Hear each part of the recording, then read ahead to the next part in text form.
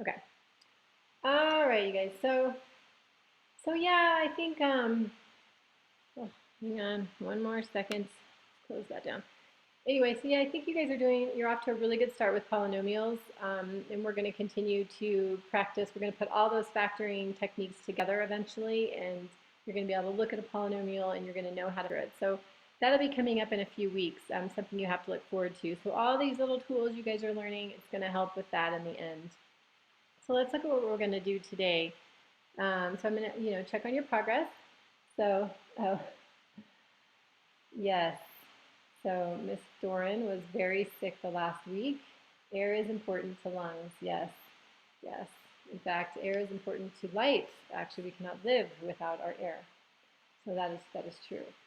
But anyway, so checking on your progress, I'm looking at what you guys are doing, and you're definitely, like I said, on track. And then Jasmine, if you're back yet from getting your power cord, we can look at grouping together at the end. Maybe we can talk a little bit about if you're still having some struggles with that and how, and we can go over some together. But it looks like the rest of you guys, and I know because I've seen your work, are just doing awesome. So the other thing we're going to do is solve a quadratic written in vertex form to find its roots, or sometimes called zeros, or sometimes called x-intercepts. And I just wanted to show you a couple little things real quickly because that can get lost in the lesson or the practice, some of the ideas that I want to talk to you guys about. And that's what we're going to do today.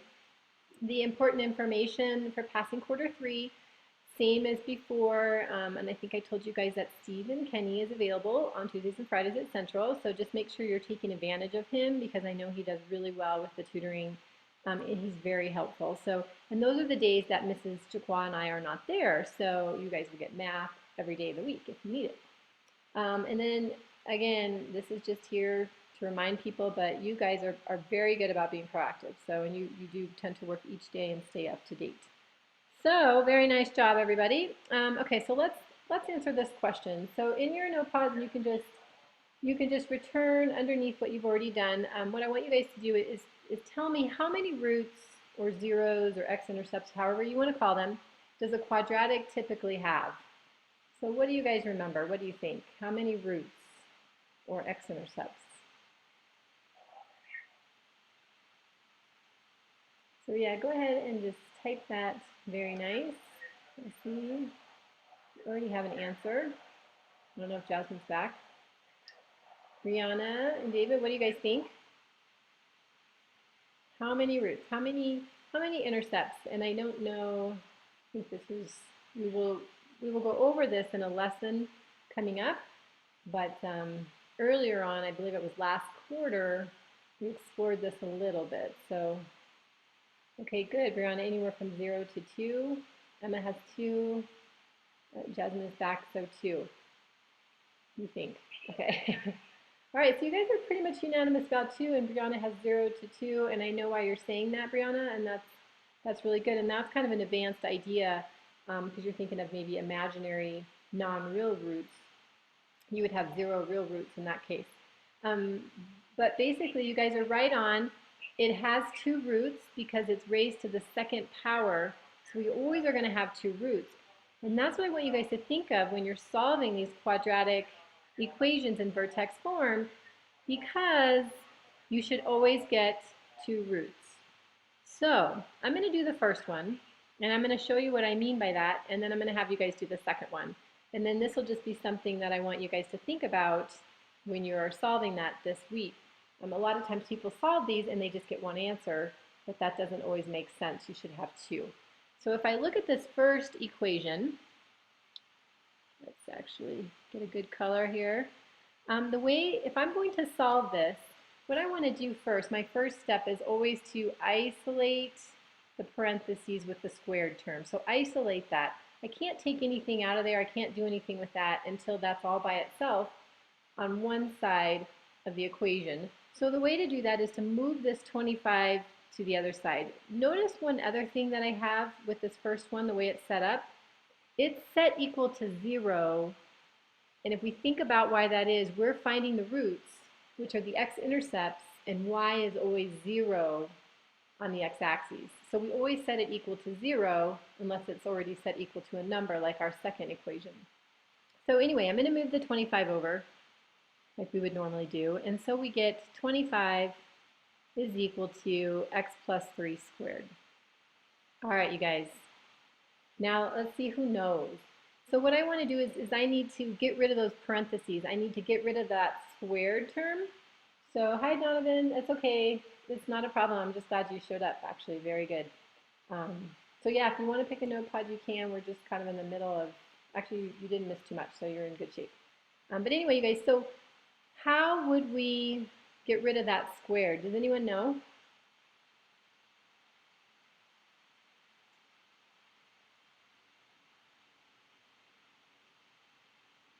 Okay, very good, Brianna, very good.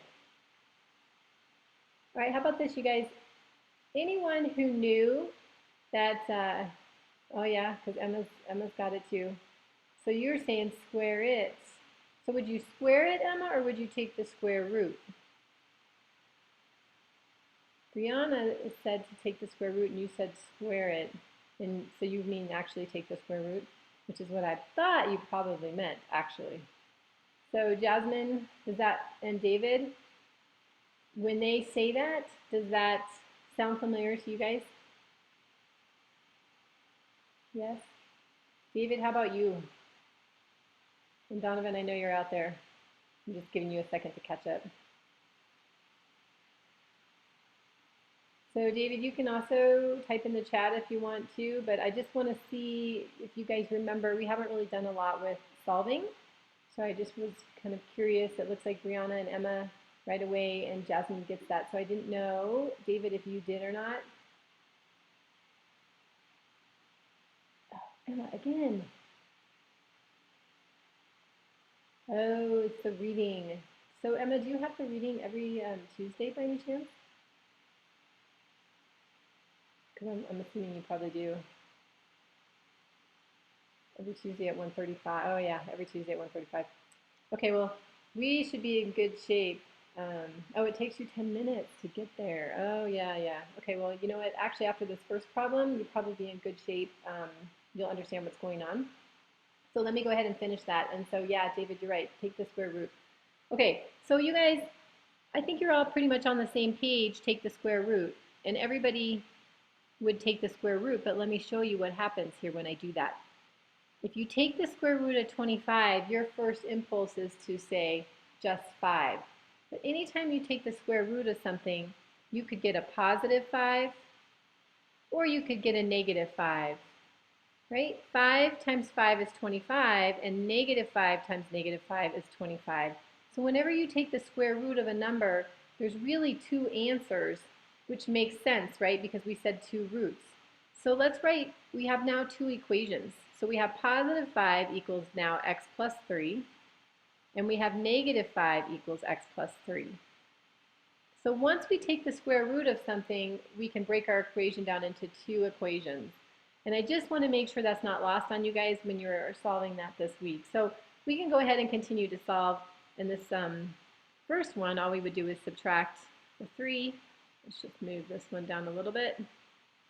So we would subtract the 3.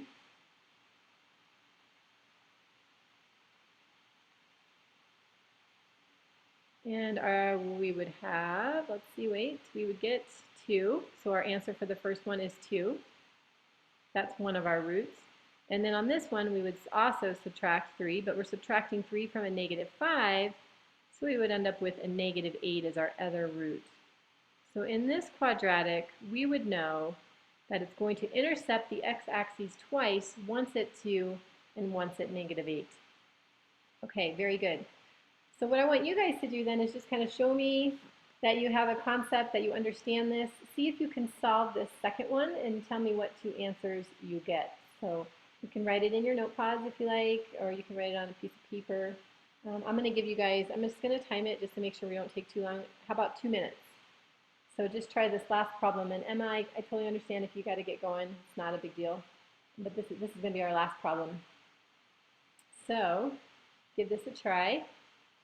Get your two answers, and I'm timing you guys. So you have 2 minutes starting now. It's 1:14 on my watch. Okay. So, and this is why it was good to go over this, because if you hadn't, you would probably just give me the one answer. So Elliot, what we talked about is that, and it's something that's really easy to not think about, but these all have two answers, two roots, two x-intercepts. Sometimes the x-intercepts are exactly the same, but a lot of times they're different. And then occasionally you might have two imaginary intercepts, which we will study that at some point in the future, but not quite yet. I want to get you guys used to the real roots first. So in order to solve this, well, the 16 is already over here. So all of you guys, obviously, good job. You took the square root of both sides. The square root of the left side is just x minus 2. So by taking the square root, you get rid of the squared, we're good. But remember that on the right side, it's not just 4. So see, Elliot, you took the square root of 16, you got 4, which is correct, but there's actually two answers. There's a positive 4 and there's a negative 4. So we have one that's x minus 2 equals positive 4 and one that's x minus 2 equals negative 4. And so negative 4 times negative 4 is positive 16 and 4 times 4 is positive 16. So it could be either or in that case. Okay, so then all we have to do from here, from this point, is just to solve for x. So we add 2 here and we get x equals 6, which is good, which you guys all got that. Way to go. And on this one, we add 2 here. So we add 2 to this side, and we end up with x equals negative 2, which it looks like you guys got that too. I'm thinking those are negatives, yes. So very nice job, you guys. So that's just one of the kind of nuances of these square roots that people always tend to forget about. And earlier on, you know, when you're in middle school, they don't always teach you that it's plus or minus. So I just wanted to make sure that you guys had that. So let's just finish up with questions. Do you guys have any questions on this particular topic before I close you guys out? All right, how about this? And this will actually include Jasmine if you want to stay for grouping. Why don't you guys do this? Raise your hand with the agree if you feel good and you're ready for the ticket out. Or if you want to stay longer and chat with me, then do the, what's the other one? Disagree, I think. Let me just double check. The little hand guy up here is, oh yeah, there's a disagree. Okay, so Brianna, you're good. Okay, good. So I already know Brianna's good. And who else? I want to know how you guys are. So you have to vote one way or the other. So we'll go down the list. So Emma, I think, is gone. She had to go. And Jasmine, you are in it. Oh, you guys are all check marks. Okay, very good. How about David? David and Elliot. And Donovan's good. Okay, so David, are you good or do you need some help? Elliot, you're good. Okay, Elliot, it's good you typed it, but don't you like to use the little hand raisers? They're so cute. Okay, and Jasmine, you're good too. All right, David, you're the last one. How are you feeling? So David, if you don't know, up at the very top, there's a guy that looks like his hand is up. Do an agree if you're in great shape, or do a disagree and we can talk after.